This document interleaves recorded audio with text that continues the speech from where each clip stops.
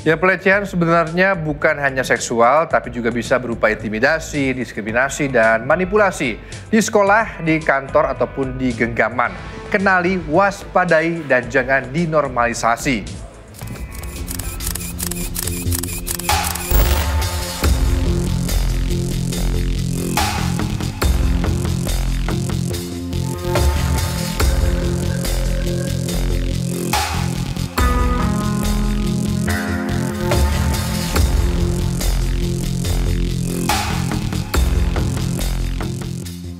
Faktanya pelecehan masih banyak terjadi, disadari ataupun tidak disadari, pun tidak sedikit yang mengalami dan bisa jadi dialami sendiri.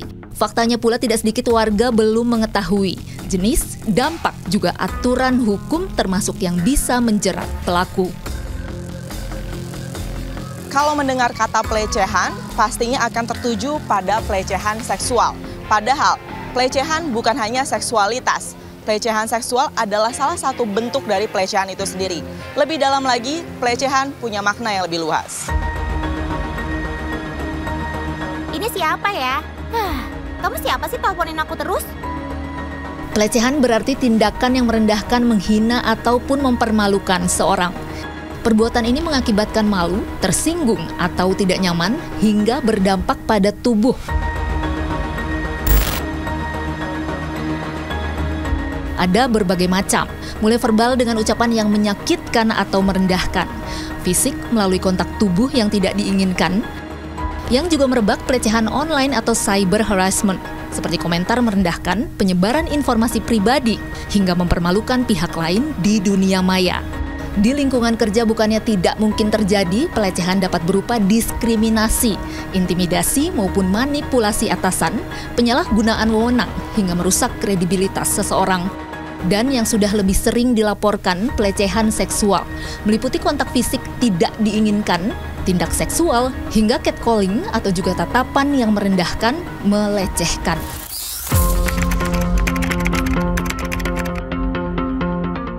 Banyak sih, kayak misalnya nih kalau di kantor, kayak misalnya dia ngerendahin pendidikan nih, misalnya. Kebetulan ada dalam media sosial ya, mengenai perkataan-perkataan yang kurang mengenakan. Kalau misalkan sekarang aku kayak sering di catcalling kalau misalkan pulang tugas, pulang sekolah sama orang-orang di pinggir jalan. Waktu itu aku juga pernah dibully fisik juga. Aku pernah pas pulang sekolah dijegat sama temanku cowok.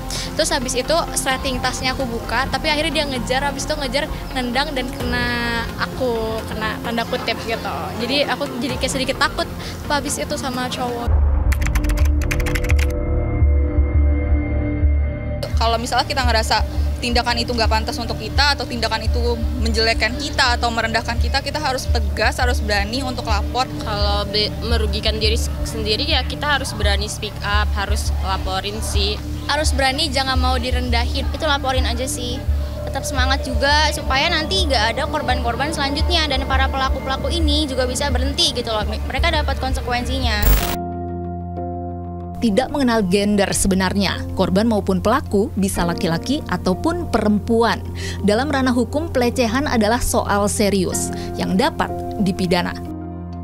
Untuk pelecehan sendiri sebenarnya, kalau saya sih menjawabnya secara yuridis saja ya, karena memang kalau kita pakai parameter yang lain nanti agak luas, tapi setidak-tidaknya Indonesia sudah mengatur mengenai ada Undang-Undang Nomor 12 Tahun 2022. Nah, sehingga kalau pertanyaannya tadi selain dari seksual dan lain-lain, sebenarnya secara non-fisik pun sebenarnya itu sudah termasuk dalam pelecehan.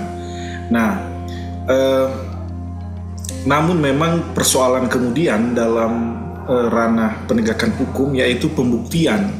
Nah, inilah kemudian kalau tadi bicara Undang-Undang 12 2022 itu di pasal 25, dia memungkinkan satu keterangan korban, satu keterangan saksi saja cukup, ditambah dengan alat bukti lainnya.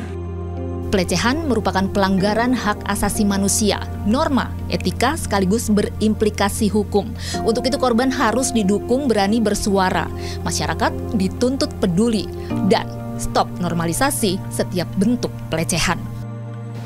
Jadi ingat ya warga 62, segala macam bentuk pelecehan adalah pelanggaran yang bisa dipidanakan. Makanya tetap hati-hati menjaga lisan dan juga perbuatan serta tingkah laku kita. Husnul Khotimah, Agung Maulana melaporkan.